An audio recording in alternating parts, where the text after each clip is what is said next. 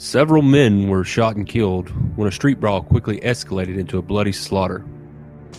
A group of British soldiers opened fire on a group of American colonists. An angry mob storms and destroys a prison fortress. The governor was seized and killed. His head was carried around the streets on a spike.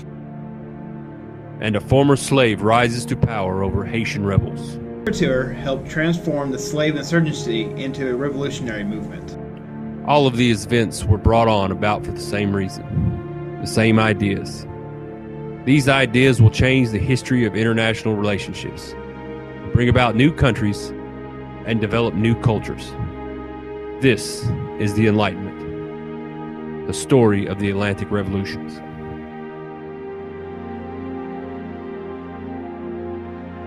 It's during the Enlightenment that we see huge changes in the world in terms of the way people view government. Most of mankind's history, monarchs such as kings have ruled over kingdoms and empires. And the job of the king was to make sure that people stayed in line, and the job of the people to follow the king's orders. The people really didn't have a choice because the king's power was absolute. Ergo, they were an absolute monarch. They had absolute power over the people they ruled. These rulers were believed to have gotten their power from God. Kings refer to this as their divine right of king. The king would get his divine right from God. The king would then rule over the people and tell them what to do. When the 17th century came around, people known as enlightened thinkers questioned this philosophy of absolute power. One of the first of these enlightened thinkers is John Locke. Born on August 29, 1632, Locke was an English philosopher and was among the most famous philosophers and political theorists of the 17th century.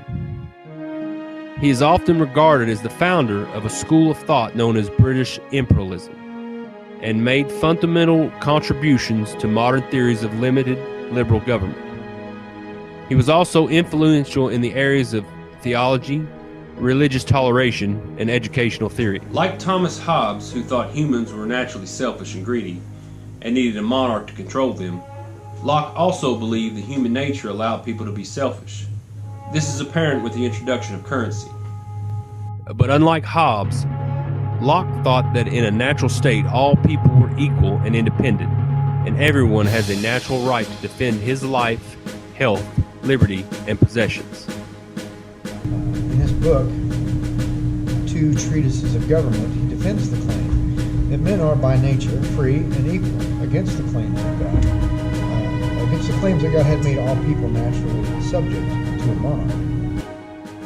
1754, the French and Indian War, otherwise known as the 7 Years' War, pitted the colonies of British America against those of New France. Colonists supported by military units from England and France by American Indian allies. The French and Indian War had cost the British Treasury £70 million and doubled their national debt to £140 million. This massive debt caused Britain to tax the American colonists more, since they were the ones protecting the colonists on their soil. Several tax acts were set into place to help cover Britain's debt, but of course the Americans didn't appreciate that. The laws and taxes imposed by the British in the 13 colonies included the Sugar and Stamp Acts, Navigation Acts, the Wool Act, the Hat Act, the Proclamation of 1763, the Quartering Act, the Townshend Act, and the Cohesive Intolerable Acts. The Sugar Act of 1764, a rewrite of the Plantation Duty of 1673, was designed to raise revenue rather than to force the colonies to trade with England alone, and fell mostly on molasses, sugar, and Madeira wine. The colonies reacted particularly poorly to the imposition of the Stamp Act of 1765, which was an effort to impose a direct tax on the colonies rather than tax on imports and exports. Benjamin Franklin and others argued to the British government that while the colonies did not object to tariffs, they did oppose their direct domestic taxation without representation. American colonists were both paid more and taxed less than the British. American taxes, in fact, were low and going lower, but the very idea that they had been raised and could be raised again by distant power was enough to send Americans into the streets to engage in civil disobedience. People were outraged, sometimes even causing riots. The Boston Tea Party was an important riot. During December of 1773, over 300 chests of tea belonging to the British East India Company were thrown from ships into the Boston harbor by American patriots disguised as Mohawk Indians. It was a protest against the taxation without representation and the perceived monopoly of the East India Company. But this wasn't the only riot to take place leading up to America's independence. Though not as famous as the British Tea Party, most riots often weren't peaceful and several led to violence. One of these riots is known as the Boston Massacre. March 5th, 1770, King Street, Boston, Massachusetts. Colonists get in a dispute with several British soldiers. It's debated whether it started when a couple of young boys began throwing snowballs at British soldiers, or if it started when a soldier and a colonist got into a dispute over a debt that the soldier was accused of owing. The dispute escalated, but all accounts agree that the night was a very snowy and bloody night. As it got more violent, British soldiers opened fire on a group of American colonists. As a result, 5 men were killed and several more were injured. No one knows who shot first, but once someone did, there was no going back. The 5 victims in question were Crispus Attucks, Samuel Gray, James Caldwell, Samuel Maverick, and Patrick Carr. At the midst of the confrontation, the crowd of people in front of the customs house was estimated to be between 300 and 400 men, making it hard to establish who did what. Only 20% of American colonists sided with England. It is estimated that the death toll of the war was near 7,000, with 90% being from the Continental Army. Another 8,500 wounded. 10,000 more were likely killed by disease, making the total death toll climb to around 24,000. The extreme loss in life wasn't for nothing, though. America was now free and wanted a new type of democracy never seen before. So they decided to use ideas introduced by Montesquieu. January 18th, 1689. Charles Louis Montesquieu is born in Château-Labrède, France, in 1748. He published a book titled The Spirit of the Laws, and in it, Montesquieu described the ideas of separation of power. It describes how the distribution of political power among legislative, executive, and judiciary systems, or checks and balances, ensure that a government has powers separated so that no one could usurp complete power. The legislative branch created laws, the judicial branch interprets the laws, and the executive branch executes and enforces those laws. When the Constitution of the United States was written, America adopted these 3 branches of government to avoid another monarchy. On the other side of the Atlantic, a new revolution has started.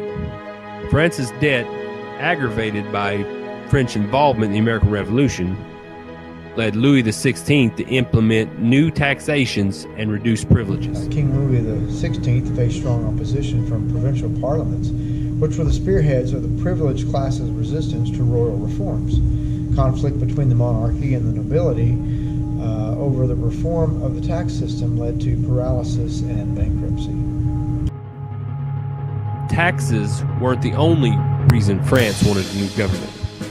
The French Revolution was strongly influenced by Rousseau's political philosophy, particularly his formation of the social contract theory.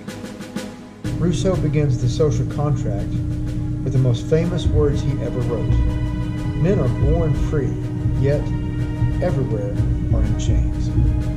From his provocative opening, Rousseau goes on to describe the myriad ways in which the chains of civil society suppressed the natural birthright of man to physical freedom. Like in America, riots were inevitable. The Rebellion riots occurred in April 1789, centered in the St. Antoine district of Paris. These riots were one of the first instances of violence during the French Revolution. July 14, 1789, the first major riot in the start of the French Revolution was the storming of the Bastille, the medieval fortress, armory, and political prison in Paris, which had became a symbol of the monarchy's dictatorial rule. Was attacked by an angry and aggressive mob that had come to demand the huge ammunition stores held within the prison walls. When the prison governor refused to comply, the mob charged, and after a violent battle, eventually took hold of the building. The governor was seized and killed. His head was carried around the streets on a spike.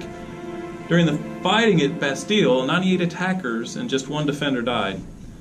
Although once it fell, Governor Delaunay was killed along with 3 officers and 3 soldiers. There were only 7 prisoners held at the Bastille at that time, and they were all liberated. The storming of the Bastille symbolically marked the beginning of the French Revolution, and is celebrated as France's Independence Day, or Bastille Day, in which the monarchy was overthrown and a republic was set up based on the ideas of liberty, equality, and brotherhood. The wave of revolutionary fever and widespread hysteria quickly swept the countryside. Revolting against years of exploitation, peasants looted and burned the homes of tax collectors, landlords, and the seigneurial elite.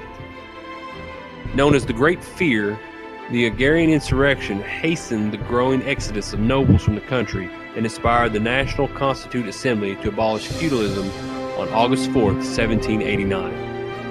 Signing what the historian Georges Lefebvre later called the death certificate of the old order.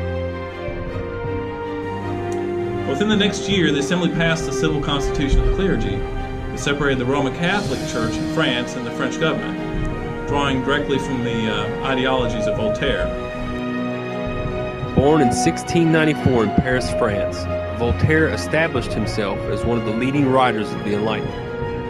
Often at odds with French authorities over his political and religiously charged works, he was twice imprisoned and spent many years in exile. He died shortly after returning to Paris in 1778.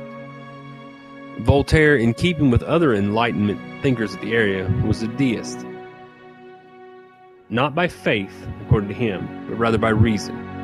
He looked favorably on religious tolerance, even though he could be severely critical towards Christianity, Judaism, and Islam. Voltaire argued for the separation of religion and state, and also for allowing freedom of belief and religious tolerance. This is used in France's Republic. During the French Revolution, it is estimated that as many as 40,000 people were executed at the guillotine and the reign of terror that followed. After the Revolution, when the nation's lower class overthrew the long-standing Bourbon monarchy, the country established its first republic on September 22, 1792. The new republic was shortly afterwards overthrown by Napoleon Bonaparte in 1799. France, in the period from 1789 to 1799, moved from absolute to limited monarchy, through radical republicanism to military dictatorship. Napoleon Bonaparte established himself at the head of the government as first consul or dictator. The National Assembly made radical changes in French laws, and on the 26th of August 1789 published the Declaration of Rights of Man, declaring all men free and equal. The French Revolution influenced the conflict in Saint-Domingue, a French colony in what is now Haiti, and was first widely welcomed in the island. Now, wealthy whites saw it as an opportunity to gain independence from France, which would allow elite plantation owners to take control of the island and create trade regulations that would further their own wealth and power. There were so many twists and turns in the leadership in France, and so many complex events in Saint-Domingue, that various classes and parties changed their alignments many times. However, the Haitian Revolution quickly became a test of the ideology of the French Revolution, as it radicalized the slavery question and forced French leaders to recognize the full meaning of the revolution. Napoleon wanted to reconstruct the French Empire lost during the 7 Years' War, but to do that, he needed more money from Saint-Domingue.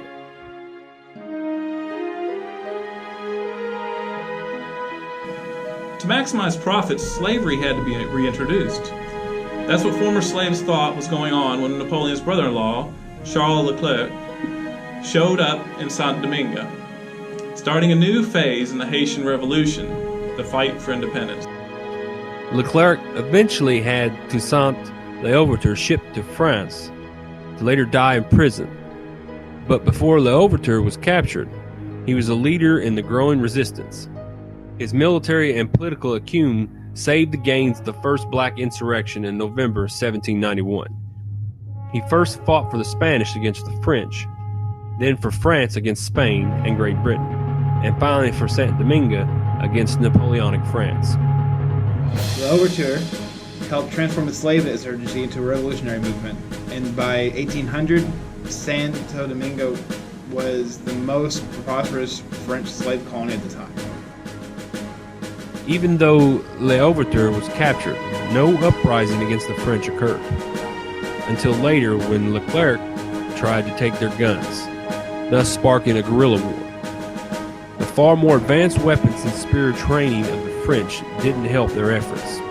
Diseases, mainly yellow fever, killed thousands of French soldiers, including Charles Leclerc. Those who weren't killed by disease were killed by guillotine, breaking at the wheel, mobs, and other death machines. Death toll estimated range from 18,000 to 40,000. In total, these Atlantic revolutions cost over 100,000 people their lives. But they also introduced new philosophies that changed the world for the better. People such as John Locke, Montesquieu, Rousseau, and Voltaire helped advance several countries from oppressive monarchs to republics and democracies. 200 years after the Age of Enlightenment, the United States of America has stayed a representative democracy and still the government of the people, by the people, and for the people. France is a constitutional republic, and Haiti is a semi-presidential republic because of revolutionary thinking of the enlightened thinkers. The Atlantic Revolution started a new age of democracy, therefore creating new cultures, which will change lives in every corner of the globe.